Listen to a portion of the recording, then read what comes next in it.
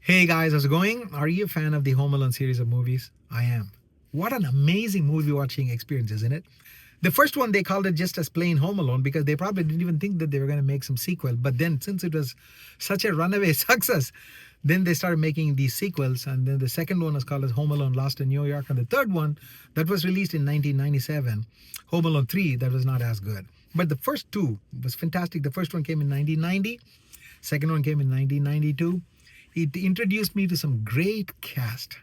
And in fact, the reason why I'm even thinking about Home Alone right now is the fact that the person who played the mother's role, Catherine O'Hara, did you guys know that she passed away just a couple of days ago? And she was only 71, and I feel sad about that.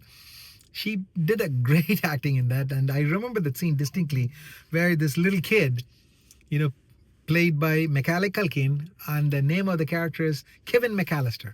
He'd say like, "I wish my family was not here anymore," something like that. And then she'll say like, "Kevin McAllister, I hope you don't mean it." And then he'll say like angrily, "Yes, I mean it." And then the next morning they'll all forget him and they'll all take off to Paris.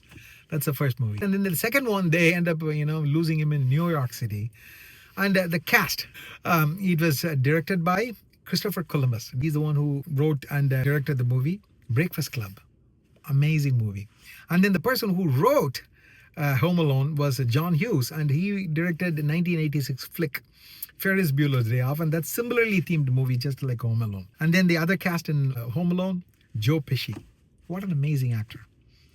He comes in Casino. I love him in that. And then there's another dark comedy called as Eight Heads in a Duffel Bag. If you've not watched it, watch it because it's so funny. Joe Pesci at his best. And then can you believe that in Home Alone, they just went and hired John Williams to compose the score?